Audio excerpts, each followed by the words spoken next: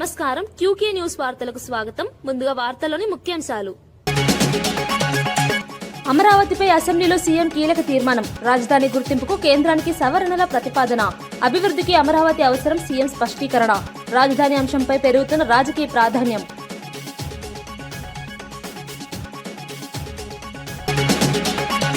మూసీ కేసుపై కార్తిక్ రెడ్డిపై రేవంత్ ఘాటు విమర్శలు. ప్రాజెక్టు అడ్డుకుంటే ప్రజలకు నష్టం, రేవంత్ హెచ్చరిక. రాజకీయ ప్రయోజనాల కోసం కేసు అన్న సీఎం విమర్శ. మూసీ వివాదం రాజకీయంగా మరింత ముదురుతున్న పరిస్థితి.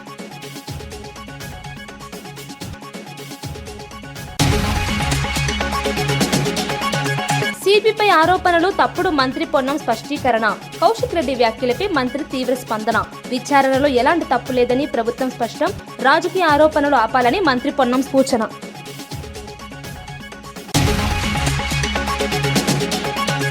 బీఆర్ఎస్ విడిపోతుందని ముందే చెప్పానన్న రఘునందన్. కవిత పార్టీ నిర్ణయానికి బీజేపీ ఎంపీ మద్దతు. తెలంగాణలో రాజకీయ సమీకరణాలు మారుతున్నాయన్న వ్యాఖ్య. బీఆర్ఎస్ లో అంతర్గత విభేదాలు బయటపడుతున్నాయన్న ఆరోపణ.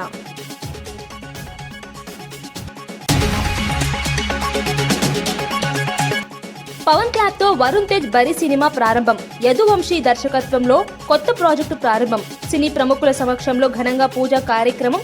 బరి సినిమాపై అభిమానుల్లో పెరిగిన ఆసక్తి.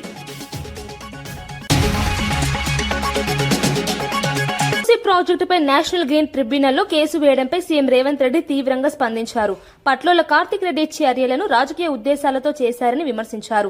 తాము చేయలేని పనిని ఇతరులు చేస్తే పేరు వస్తుందని భావించి కేసు వేశారని అన్నారు. ప్రజాప్రతినిధిగా ఉండి అభివృద్ధి పనులకు అడ్డంకులు కల్పించడం సరికాదని స్పష్టం చేశారు. సబితక్క కొనసాగడానికి అర్హత లేదని ఘాటుగా వ్యాఖ్యానించారు. మూసీ ప్రాజెక్టు రాష్ట్రానికి కీలకమని, దాన్ని అడ్డుకోవడం ప్రజలకు నష్టమని తెలిపారు. ఈ వ్యాఖ్యలు రాజకీయంగా చర్చకు దారితీశాయి. అధికార ప్రతిపక్షాల మధ్య మాటల యుద్ధం కొనసాగుతోంది. ప్రాజెక్టుపై వివాదం మరింత ముదురుతోంది. ట్రిబ్యునల్లో ఈ పనిని ఆపమని కేసేసిండు. ఆ అక్క మనసు ఎట్లొప్పుకున్నదో వాళ్ళ కొడుకును ఇట్లాంటి తప్పుడు కేసులను నేషనల్ గ్రీన్ ట్రిబ్యునల్లో వేయించడానికని నేను అడుగుతున్నా. ఆ అక్కకి ప్రాంత ప్రజలు ఓట్లు వేయలేదా? వాళ్ళ కుటుంబాన్ని ఆశీర్వదించలేదా? ఈ రోజు ఈ రాష్ట్రంలో, ఈ దేశంలో ఆ అక్కకు గుర్తింపు వచ్చింది, ఆ కుటుంబానికి గుర్తింపు వచ్చింది. ఇవాళ ప్రజాప్రతినిధులుగా, మంత్రులుగా పదవులు అనుభవించిండ్రంటే ఈ ప్రాంత ప్రజల ఆశీర్వాదం లేదా? ఈ ప్రాంత ప్రజల ఆకాంక్షలకు వ్యతిరేకంగా, ఈ ప్రాంత అభివృద్ధిని అడ్డుకోవడానికి నీ కన్న కొడుకే ఎన్జీటీలో కేసేస్తుంటే ప్రజాప్రతినిధిగా మీరు కొనసాగడానికి అర్హత ఉందా అని చెప్పి నేను ఆ అక్కని సందర్భంగా అడగదలుచుకున్నా. ఒకప్పుడు నాకు కూడా ఆంధ్రప్రదేశ్ అభివృద్ధి కోసం అమరావతిని రాజధానిగా గుర్తిస్తూ సీఎం చంద్రబాబు నాయుడు అసెంబ్లీలో తీర్మానం ప్రవేశపెట్టారు. విభజన చట్టంలోని సెక్షన్ 5కు సవరణలు చేయాలని కేంద్రాన్ని కోరారు. రాజధానిపై స్పష్టత అవసరమని పేర్కొన్నారు. సిఆర్డీఏ పరిధిలోని ప్రాంతాలను అధికారికంగా అమరావతిగా గుర్తించాలని సూచించారు. సభ్యులు చర్చించి తీర్మానాన్ని బలపరచాలని కోరారు. రాష్ట్ర అభివృద్ధికి రాజధాని కీలకమని తెలిపారు. ఈ నిర్ణయం రాజకీయంగా ప్రాధాన్యం సంతరించుకుంది. అభివృద్ధి పనులకు వేగం పెరుగుతుందని ప్రభుత్వం భావిస్తోంది. స్థిరమైన నిర్ణయంతో ముందుకు సాగడం అత్యవసరమని అభిప్రాయపడుతున్నాం. దీనికి అవసరమైన అన్ని రక్షణాత్మక చర్యలు తీసుకోవాలని భావిస్తూ సంబంధిత చట్టాల్లో తగిన సవరణలు చేయడం ద్వారా రాజధానిపై స్పష్టతను, స్థిరత్వాన్ని కల్పించవచ్చని గుర్తిస్తూ ఆంధ్రప్రదేశ్ శాసనసభ క్రింది విధంగా తీర్మానిస్తోంది. Hereby resolved to request the Government of India to amend the Section 5 of the Andhra Pradesh Reorganization Act 2014 as under: A. To include the word at Amaravati to subsection 2 of Section 5. B. To add the words and Amaravati includes the capital city areas notified under Andhra Pradesh Capital Region Development Authority Act 2014 to the explanation to Section 5. ఈ తీర్మానాన్ని చర్చించి దీన్ని బలపరచవలసిందిగా, సమర్థించవలసిందిగా అందరినీ కోరుకుంటూ సెలవు తీసుకుంటాం. Karimnagar CP Ghouse ఆలంపై వచ్చిన ఆరోపణలను మంత్రి పొన్నం ప్రభాకర్ ఖండించారు. బీఆర్ఎస్ ఎమ్మెల్యే పాడి కౌశిక్ రెడ్డి చేసిన వ్యాఖ్యలు వాస్తవాలకు దూరమని తెలిపారు. నిజాలు తెలుసుకోకుండా వ్యక్తిగత ఆరోపణలు చేయడం సరికాదని హెచ్చరించారు. ఇప్పటికే ఈ అంశంపై విచారణ జరిపామని, ఎలాంటి తప్పు లేదని తేలిందని స్పష్టం చేశారు. నిబంధనల ప్రకారం ముందస్తు నోటీసు ఇవ్వాలని సూచించారు. అధికారుల ప్రతిష్టను దెబ్బతీయవద్దని హితవు పలికారు. రాజకీయ ప్రయోజనాల కోసం ఆరోపణలు వేయడం తగదన్నారు. ఈ అంశం రాజకీయంగా చర్చకు దారితీసింది. అధికార ప్రతిపక్షాల మధ్య వాగ్వాదం కొనసాగుతోంది. సభ్యుడికి సంబంధించినటువంటి అంశం నేనేం ఒక అధికారి గురించి ఒకవేళ వ్యక్తిగత కక్షలుంటే రాజకీయ పరంగా వాళ్ళని మతపరమైన ఏదో మొన్న జరిగిన సంఘటనలకు సంబంధించినటువంటి అంశాలు నేను ఒక మాట వినండి. నేను ఒక మాట మీరు ప్రశ్న అడిగినప్పుడు నేను విన్నా. నేను అడుగుతున్నా ఇలా తప్పకుండా బరాబర్ వ్యక్తిగతమైన అంశాలకు సంబంధించి తావులేదు. సభ్యులు వ్యక్తిగత విమర్శలకు సంబంధించి చట్టంలో ఇక్కడ రూల్ బుక్ లో కూడా లేదు. ఒకవేళ అటువంటిది ఉంటే నోటీస్ ఇచ్చి చర్చ చేయాలి. ఒక అధికారి గురించి ఇక్కడ చర్చ చేసే విధంగా ఉండమంది కాదు. తర్వాత అందుకు సంబంధించి ఏ అంశమైనా ఇప్పటికే అటువంటి ఆరోపణల పట్ల కూడా ప్రభుత్వం అక్కడ విచారణ చేయమని చెప్పింది. వచ్చినటువంటి పత్రికల్లో వచ్చినటువంటి వార్తల్ని ఇప్పటికే ఇక సంబంధించి ఒక 2-3 వార్తలు వస్తే అక్కడ ఎంక్వైరీ అధికారి అటువంటిది ఏమి లేదనేటువంటిది మీ ద్వారా నేను పంపిస్తాను అధ్యక్ష. కాబట్టి ఇక్కడ వ్యక్తిగతమైన అంశాలకు ప్రాధాన్యత ఇచ్చేటువంటి ఉద్దేశం లేదు. డెఫినెట్లీ జరిగిన సంఘటనలు తెలుసు, మతపరమైన ప్రస్తావనలు కూడా తెచ్చినటువంటి పరిస్థితి తెలుసు. కాబట్టి డిమోరలైజ్ చేయొద్దు. ఇదే అధికారి టీఆర్ఎస్ హయాంలో కూడా గతంలో ములుగు, ఆదిలాబాద్ ఎక్కడెక్కడ పనిచేశారు. బయట రాష్ట్రం నుంచి వచ్చినటువంటి వాళ్ళని మనకు సంబంధించి ఎవరి పట్ల మేమేం వ్యక్తిగతంగా దగ్గర దూరం లేదా అధ్యక్ష. చట్టము సంబంధించి బరాబరి చర్యలు తీసుకుంటే ఏదైనా పొరపాటు జరిగితే ఎంక్వైరీ చేస్తారనేటువంటి మాటని సందర్భంగా మనం చేస్తున్న అధ్యక్ష. ఇంతకుముందు వచ్చినటువంటి వార్త తప్పు అనేటువంటిది ఎంక్వైరీ చేసినారు. కాబట్టి పేపర్ వార్తలలో వచ్చిందని పట్టుకొని మనం మాట్లాడితే ఒక సభలో గౌరవం అయితే ప్రూవ్ చేస్తే సంతోషం. కాబట్టి దానికి ఏం సంబంధం లేదు, ఎంక్వైరీ అవుతుంది చేయమని చెప్పి నేను ఈ సందర్భంగా కోరుతున్నా. ఎవరికి మేము సపోర్ట్ కానీ ఎవరికి నెగటివ్ కానీ ఆలోచన ప్రభుత్వంలో ఉండదు. ప్రభుత్వం ముందుకు వస్తుందనే మాటను కూడా ఈ సందర్భంగా నేను మనవి చేస్తూ తప్పకుండా మరొకసారి పోలీసుల ఆత్మస్థైర్యం, శాంతి భద్రతలు ఏ ప్రభుత్వం ఉన్నా వారిని కాపాడుకునేటువంటి అవసరం ఉంటుంది. నేను ఆ మాట మరొకసారి కూడా మనవి చేస్తూ ఐపీఎల్ సీజన్ నేపథ్యంలో హైదరాబాద్ పోలీసులు బెట్టింగ్ యాప్స్ పై కఠిన నిఘా పెట్టారు. సిపి సజ్జనార్ యువతకు కీలక సూచనలు చేశారు. ఆన్లైన్, ఆఫ్లైన్ బెట్టింగ్లకు దూరంగా ఉండాలని హెచ్చరించారు. సోషల్ మీడియా ఇన్ఫ్లుయెన్సర్లు బెట్టింగ్ యాప్స్ ను ప్రమోట్ చేస్తే కఠిన చర్యలు తీసుకుంటామని తెలిపారు. బెట్టింగ్ సమాచారం ఉంటే వెంటనే పోలీసులకు తెలియజేయాలని కోరారు. డైల్ 100 లేదా వాట్సాప్ నంబర్ ద్వారా ఫిర్యాదు చేయాలని సూచించారు. యువత భవిష్యత్తు దెబ్బతినకుండా ఈ చర్యలు తీసుకుంటున్నామని చెప్పారు. బెట్టింగ్ ముఠాలపై కఠిన చర్యలు కొనసాగుతాయని స్పష్టం చేశారు. ప్రజలు అప్రమత్తంగా ఉండాలని పోలీసులు కోరారు. వచ్చిన యాప్స్ ఆగిపోయావు కానీ టెలిగ్రామ్లో, ఇన్స్టాగ్రామ్లో రకరకాల కొత్త యాప్స్తోని మళ్ళీ వీళ్ళు అమాయకుల్ని బలి చేయడానికి చాలా ముందు వస్తున్నారు. అట్లానే కొంతమంది ఇన్ఫ్లుయెన్సర్స్ కూడా మళ్ళీ వాళ్ళతోని చేయి కలపడం జరుగుతుంది. అందరు కూడా తెలుసు బెట్టింగ్ అనేది ఒక చాలా పెద్ద వ్యసనము. దాని నుంచి చాలామంది బలి అయిపోయినారు, చాలామంది డబ్బులు పోగొట్టుకున్నారు, ఫ్యామిలీస్ నాశనమైనారు, మనశాంతి కోల్పోయినారు. సో అందుకు మనందరూ కూడా ఈ బెట్టింగ్ యాప్స్ నుంచి దూరం ఉండాలని చెప్పి నేను మరీ కోరుతున్నాను. ఇది ఆన్లైన్ బెట్టింగ్ యాప్ అయితే మనము ఆఫ్లైన్లో కూడా చాలామంది రూమ్స్ తీసుకొని బయట ఊరికి వెళ్ళి అక్కడ కొంతమంది కలిసి అది కూడా చేస్తుంటారు. వాళ్ళపైన కూడా మనం నిఘా పెట్టడం జరుగుతుంది. సో అందుకు హైదరాబాద్ పోలీసు మనము ఆన్లైన్ కాకుండా ఆఫ్లైన్లో కూడా నిఘా పెట్టాను. అంతకుముందు కూడా చాలామంది గ్యాంగ్స్ కూడా పట్టుకోవడం జరిగింది. సో అందుకు హైదరాబాద్ పోలీసు ఆన్లైన్ మరియు ఆఫ్లైన్ బెట్టింగ్ పైన చాలా నిఘా పెట్టడం జరిగింది. పాత ఆఫెండర్స్ ఎవరు ఉన్నారు, అంతకుముందు ఎక్కడెక్కడ చేశారు దానిపైన కూడా నిఘా పెట్టడం జరుగుతుంది. అట్లానే మన సైబర్ క్రైమ్ టీమ్స్ కూడా అలర్ట్ చేసి స్పెషల్ టీం ఫామ్ చేసి ఇన్స్టాగ్రామ్లో కావచ్చు, మన టెలిగ్రామ్లో కావచ్చు, అట్లానే వెబ్సైట్స్ ఏమేమి కొత్తగా వస్తున్నారు, ఎవరెవరు సోషల్ మీడియా ఇన్ఫ్లుయెన్సర్స్ దీన్ని ప్రమోట్ చేస్తున్న పైన కూడా చాలా గట్టి నిఘా ఏర్పాటు చేయడం జరుగుతుంది. అట్లానే చాలామందికి చాలా రకరకాల సమాచారం వస్తుంటుంది. ఎందుకంటే చాలామంది సోషల్ మీడియాలో కూడా యాక్టివ్ ఉంటారు. మీకు ఏమాదిరో సమాచారం తెలిస్తే ఆన్లైన్లో కావచ్చు, ఆఫ్లైన్లో కావచ్చు, మీరు ప్లీజ్ డైల్ 100. అట్లానే మన వాట్సాప్ నంబర్ అయిన 9490616555కి ఫోన్ చేయండి, మెసేజ్ పంపించండి. వాట్సాప్లో కానీ మీరు రెగ్యులర్ మెసేజ్ పంపించవచ్చు, ఫోన్ చేయవచ్చు. డెఫినెట్లీ హైదరాబాద్ పోలీసు స్పందించి ఈ ఒక్క బెట్టింగ్ యాప్స్ పైన చాలా గట్టి మనము యాక్షన్ తీసుకోవడానికి మాకు సహకారం అవుతుంది.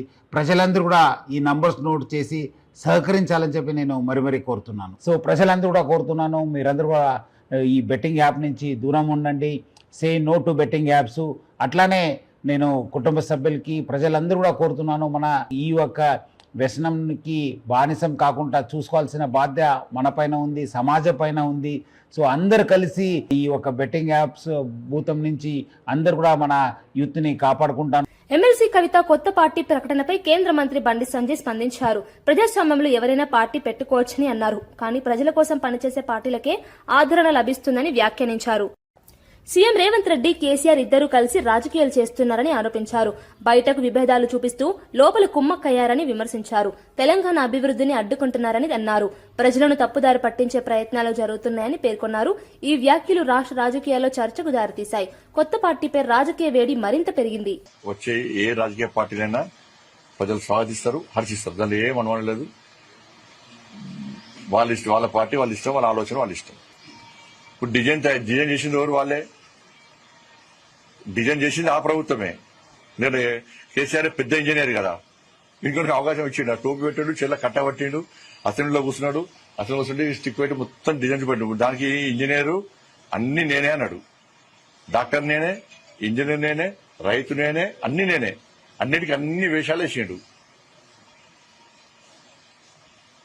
కాబట్టి ఏదైనా బీఆర్ఎస్ పార్టీ ప్రభుత్వము, బీఆర్ఎస్ పార్టీ అప్పుడు బీఆర్ఎస్ ప్రభుత్వం, బీఆర్ఎస్ పార్టీ దానికి బాధ్యత వహించాల్సి వస్తుంది. దాంతో కాంగ్రెస్ పార్టీ ప్రభుత్వం విచారణ చేస్తుందంటే విచారణ ఏది అంటే సిబిఐ అంటది. సిబిఐకి నివేదిక తయారు చేస్తారు, అది కూడా చక్కగా తయారు చేయరు. ఏంటంటే రాష్ట్ర ముఖ్యమంత్రి బీఆర్ఎస్ పార్టీతో కుమ్మక్కాడు. ఇద్దరు కలిసి ఇలా రాజకీయాలు, తెలంగాణ రాష్ట్రంలో రాజకీయాలు చేస్తున్నారు. పైకి కొట్లాడినట్టు చేస్తారు, లోపల మాత్రం వీళ్ళు కలిసి రాజకీయం చేస్తారు. ఎవరైనా ప్రజాస్వామ్యం ఇది. ప్రజాస్వామ్యంలో ఎవరైనా ఎన్ని పార్టీలైనా పెట్టుకోవచ్చు. బీజేపీ ఎంపీ రఘునందన్ రావు కీలక వ్యాఖ్యలు చేశారు. బీఆర్ఎస్ పార్టీ 4 ముక్కలవుతుందని తాను ఏడాది క్రితమే చెప్పానని తెలిపారు. కవిత కొత్త పార్టీ నిర్ణయాన్ని స్వాగతించారు. ఇది రాజకీయ సమీకరణాల్లో మార్పుకు దారితీస్తుందని పేర్కొన్నారు. రాష్ట్రంలో రాజకీయ పరిస్థితులు వేగంగా మారుతున్నాయని అన్నారు. ప్రజలు కొత్త ప్రత్యామ్నాయాలను కోరుకుంటున్నారని వ్యాఖ్యానించారు. బీఆర్ఎస్ లో అంతర్గత విభేదాలు బయటపడుతున్నాయని విమర్శించారు. ఈ పరిణామాలు తెలంగాణ రాజకీయాల్లో కీలక మలుపు తీసుకురావచ్చని అభిప్రాయపడ్డారు. ఈ వ్యాఖ్యలు రాజకీయ వర్గాల్లో చర్చనీయాంశమయ్యాయి. రఘునందన్ జ్యోతిష్యం చెప్తున్నా అని అడిగిండ్రు. మరి ఈ ఉగాది పండుగకి రఘునందన్ జ్యోతిష్యం నిజమైనట్టున్నది. కవిత గారు కొత్త పార్టీ పెడతా ఉన్నట్టున్నారు. నేను మళ్ళీ చెప్తా ఉన్నా, టీఆర్ఎస్ 4 ముక్కలు అవుతుంది. వచ్చే ఎన్నికల వరకు టీఆర్ఎస్ పార్టీ బీఆర్ఎస్ గా మారి తెలంగాణ ప్రజల చేత సిఆర్ఎస్ తీసుకొని, కంపల్సరీ రిటైర్మెంట్ స్కీమ్ తీసుకొని ప్రజాక్షేత్రంలోంచి బయటికి పోతుంది, ఎలిమినేట్ చేయబడుతుంది అని చెప్పి ఈ సందర్భంగా నేను సంపూర్ణంగా విశ్వసిస్తా ఉన్నా. అందుకని ప్రజలారా ఒకసారి ఆలోచించండి. టీఆర్ఎస్ పార్టీ కేవలం ప్రచార ఆర్భాటాలకి, వాళ్ళ దగ్గర ఉన్నటువంటి డబ్బుల్ని ప్రొటెక్ట్ చేసుకోవడానికి మీడియా ఈవెంట్లు చేస్తా ఉన్నారు. రోజు బావా బామ్మర్దులు తప్ప వాళ్ళు కొత్తగా చేస్తుంది ఏం లేదు. కూకట్పల్లి కేపీహెచ్బీ ప్రాంతంలో వారాహి సిల్వర్ జ్యువెలరీ షోరూం ఘనంగా ప్రారంభమైంది. సినీ నటులు తేజ సజ్జా, మీనాక్షి చౌదరి ప్రారంభోత్సవంలో పాల్గొన్నారు. ఆధునిక డిజైన్లతో వెండి ఆభరణాలను అందుబాటు ధరలో అందిస్తున్నామని నిర్వాహకులు తెలిపారు. ప్రారంభ ఆఫర్లలో భాగంగా భారీ రాయితీలు ప్రకటించారు. 1.5 లక్షల కొనుగోలుపై ప్రత్యేక బహుమతులు, ఓచర్లు అందిస్తున్నట్లు చెప్పారు. ఏప్రిల్ 30న మెగా లక్కీ డ్రా నిర్వహించి కార్లు సహా బహుమతులు ఇవ్వనున్నట్లు తెలిపారు. వినియోగదారులు భారీగా హాజరయ్యారు. వ్యాపారానికి మంచి స్పందన లభించింది. ఈ షోరూం నగరంలో కొత్త ఆకర్షణగా మారింది. అలాగే ఈ రోజు మా మొట్టమొదటి flagship store Varahi silver jewellery Kukatpally Varahi silks లోని ఫస్ట్ ఫ్లోర్ లో సార్ తేజ గారు అండ్ మీనాక్షి గారి చేతుల మీద ఇనాగ్రేషన్ చేయడం జరిగింది. సో ఇనాగ్రేషన్ ప్రారంభం మాత్రమే, ఇలాంటివి ఎన్నో మరెన్నెన్నో చేస్తామని చెప్పుకుంటున్నాం మీతో. అలాగే ఈ ఇనాగ్రేషన్ లో నేను మేజర్ గా ఇక్కడ కాన్సన్ట్రేషన్ చేసింది ఎక్స్క్లూజివ్ బ్రైడల్ జ్యువెలరీ అండి. సో నేను ఇది సిల్వర్ రా గోల్డ్ అనే దానికంటే కూడా ఎక్స్క్లూజివ్ బ్రైడల్ జ్యువెలరీ. ఎందుకంటే ఈ కరెంట్ ఉన్న జియో పొలిటికల్ కండిషన్స్ లో, గోల్డ్ ప్రైస్ సర్జ్ లో మేము కొత్తగా అందరికీ అందుబాటులో అద్భుతమైన డిజైనర్ జ్యువెలరీని, అంటే ప్రతి ఒక్కళ్ళు కలగనిగే డ్రీమ్ జ్యువెలరీని వాళ్ళ బడ్జెట్స్ లో గోల్డ్ లో చేసే మేకింగ్ వేస్టేజ్ లోని 25% ధరలకే ఫుల్ సెట్ ఇస్తూ, గోల్డ్ మాదిరిగానే ఎక్స్చేంజ్ వాల్యూ మరియు రీసేల్ వాల్యూతో కలిగిన అద్భుతమైన resale value 24 carat gold plated silver జ్యువెలరీని మీ ముందుకు ఈ రోజు అద్భుతంగా తీసుకురావడం జరిగింది.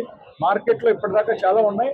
మాకు వాళ్ళకు ఉన్న డిఫరెన్స్ ఏంటంటే, మేము ఆల్మోస్ట్ 15 years గా గోల్డ్ జ్యువెలరీలో ఉన్నాను. సో అలాంటి డిజైన్స్నే 6 నెలల నుంచి సంవత్సరం వరకు మొత్తం అంతా కూడా అదే మా డిజైనర్స్తో చేయించి మీరు ఎలా అయితే గోల్డ్లో చూస్తారో అంతకంటే 10 రెట్లు అద్భుతంగా డిజైన్ చేయించడం జరిగింది. ఇంకొక ఛాలెంజ్ ఏంటంటే మేము అమ్ముతుంది ఇక్కడ ప్రొడక్ట్ కాదు, కస్టమర్ యొక్క కాన్ఫిడెన్స్ ని. So we are building confidence. మీరు గోల్డ్ వేసుకున్నారా సిల్వర్ వేసుకున్నారా అని తెలియాలి అంటే హాల్మార్క్ కి బిఐఎస్ హాల్మార్క్ టెస్టింగ్ పంపిస్తే తప్ప తెలీదు. సో ఆడంబరాలకి కాకుండా మనకు అందరికీ అందుబాటులో అద్భుతమైన జ్యువెలరీని, మళ్ళీ అది కూడా రీసేల్ వాల్యూతో కలిగిన జ్యువెలరీని ఇవ్వడం జరుగుతుంది. సో ఈ ఈ లాంచ్ లో భాగంగా అందరినీ ఎంకరేజ్ చేస్తూ దీన్ని పర్చేస్ చేయడానికి కూడా అద్భుతమైన ఆఫర్స్ కూడా పెట్టాము. సో మొదటగా ఎవరైనా సరే 1,50,000 కొనుగోలు చేసిన వాళ్ళకి 50,000 కూపన్, అలాగే gold coin and silver coin ఇవ్వడం జరుగుతుంది. వైస్ వర్సా మనం 1,00,000 కొనుగోలు చేసిన 30,000 ఇస్తున్నాము, 50,000కి 15,000. సో అలాగా ప్రతి ఒక్కరికి కూడా డిసప్పాయింట్ చేయకుండా దీనికి అలవాటు చేయడానికి మంచి మంచి ఆఫర్స్ అనేది డిజైన్ చేయడం జరిగింది.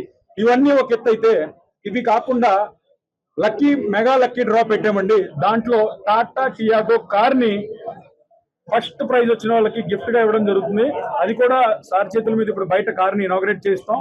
సో ఇవన్నీ మీకు ఇచ్చే ప్రోత్సాహకాలు. అంటే రామకృష్ణం రాజుపై దాడి నేపథ్యంలో బీజేపీ నేత భాను ప్రకాష్ రెడ్డి ఘాటుగా స్పందించారు.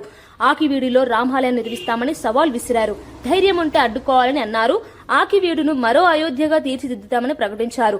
దాడి చేసిన దుష్ట శక్తులను వదిలే ప్రసక్తి లేదని హెచ్చరించారు.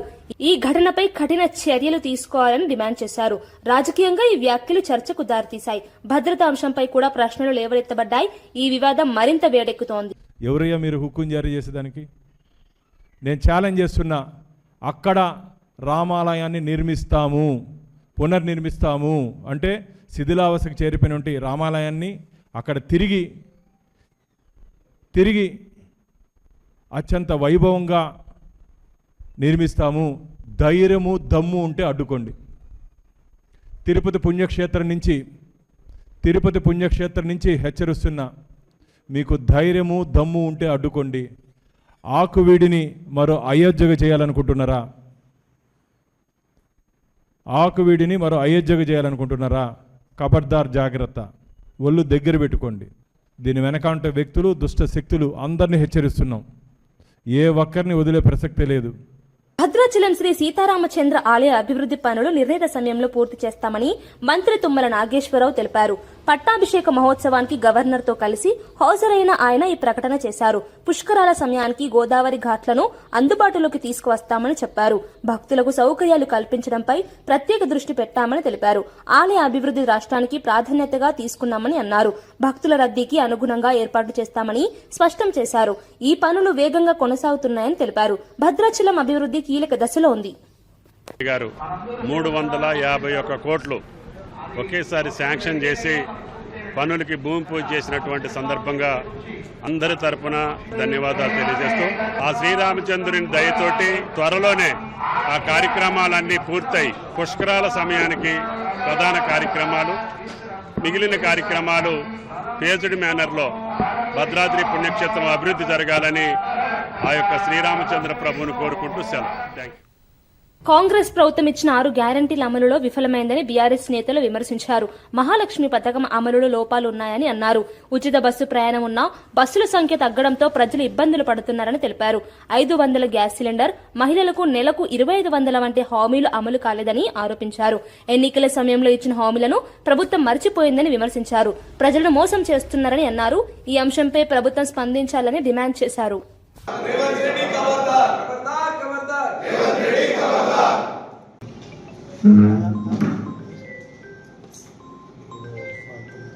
కాంగ్రెస్ ప్రభుత్వం అధికారంలోకి రాకముందు ప్రవేశపెట్టినటువంటి 6 గ్యారెంటీల్లో మొదటిది మహాలక్ష్మి పథకం.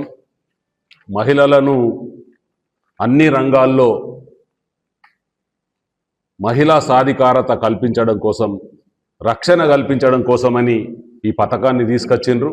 ఇందులో మొదటిది ఉచిత బస్సు అని అధికారంలోకి రాగానే 2023లో మొదటిసారి ప్రవేశపెట్టిన పథకం మహాలక్ష్మి పథకంలో భాగంగా మహిళలకు ఉచిత బస్సు ప్రయాణం అని వారు చెప్పిండ్రు. దాని ప్రకారమే చేయడం జరిగింది.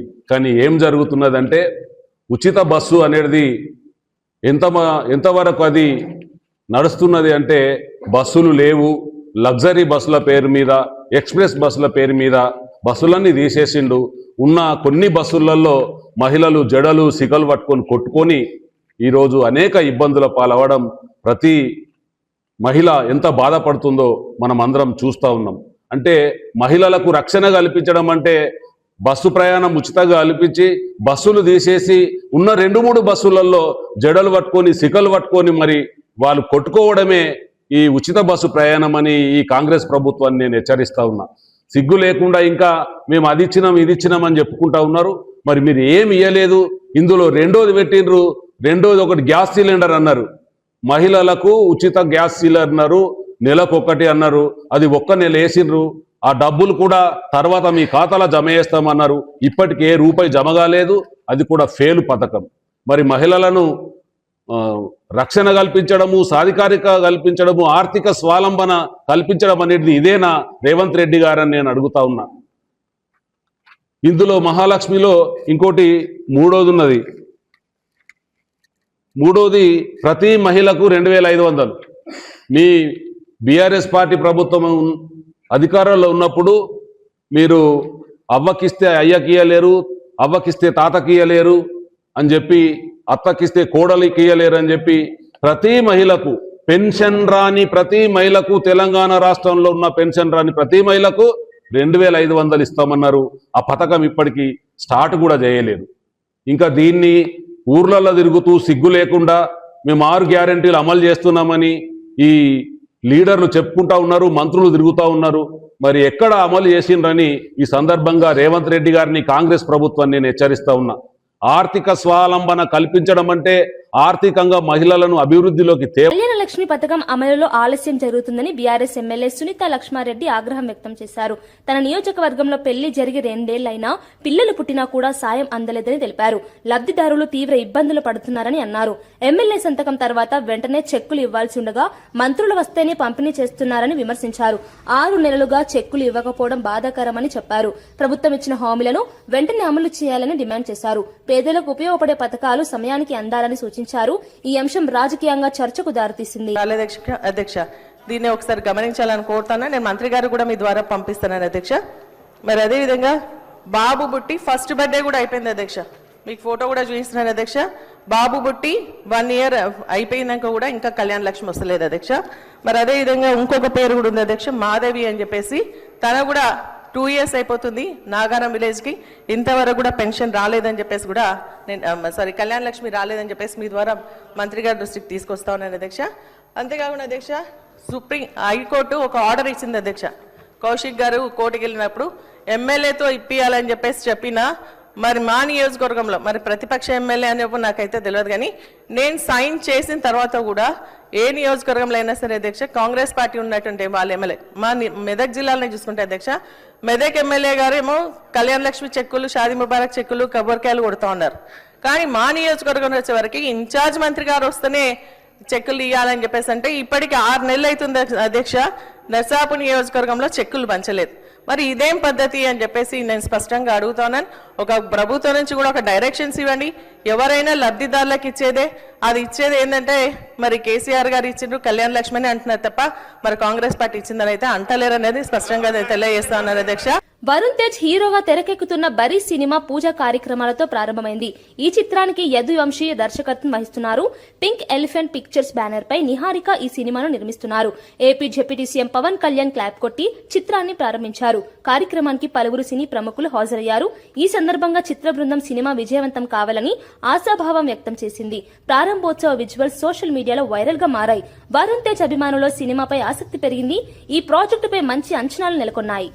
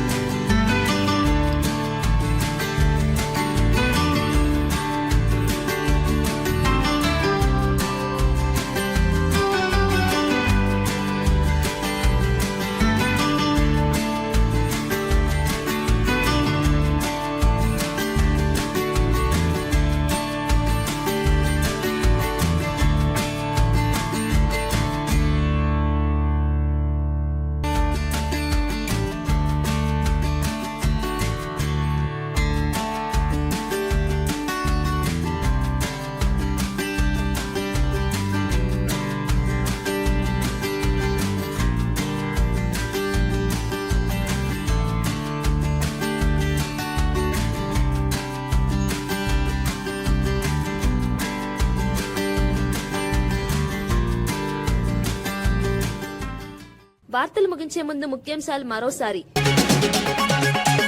అమరావతిపై అసెంబ్లీలో సీఎం కీలక తీర్మానం. రాజధాని గుర్తింపుకు కేంద్రానికి సవరణల ప్రతిపాదన. అభివృద్ధికి అమరావతి అవసరం, సీఎం స్పష్టీకరణ. రాజధాని అంశంపై పెరుగుతున్న రాజకీయ ప్రాధాన్యం.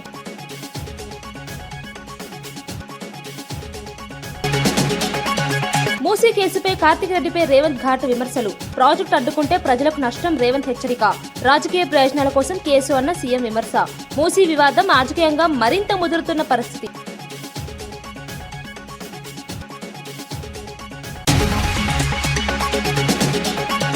సిపిపై ఆరోపణలు తప్పుడు, మంత్రి పొన్నం స్పష్టీకరణ. కౌశిక్ రెడ్డి వ్యాఖ్యలపై మంత్రి తీవ్ర స్పందన. విచారణలో ఎలాంటి తప్పు లేదని ప్రభుత్వం స్పష్టం. రాజకీయ ఆరోపణలు ఆపాలని మంత్రి పొన్నం సూచన.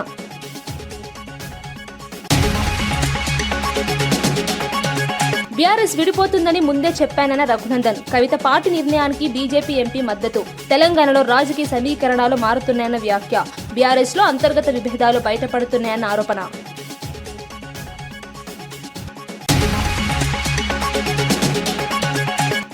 పవన్ క్లాప్ తో వరుణ్ తేజ్ బరి సినిమా ప్రారంభం. యదువంశీ దర్శకత్వంలో కొత్త ప్రాజెక్టు ప్రారంభం. సినీ ప్రముఖుల సమక్షంలో ఘనంగా పూజా కార్యక్రమం. బరి సినిమాపై అభిమానుల్లో పెరిగిన ఆసక్తి. ఇవి ఈనాటి వార్తా విశేషాలు. మరో బులెటిన్లో మళ్ళీ కలుద్దాం. నమస్కారం.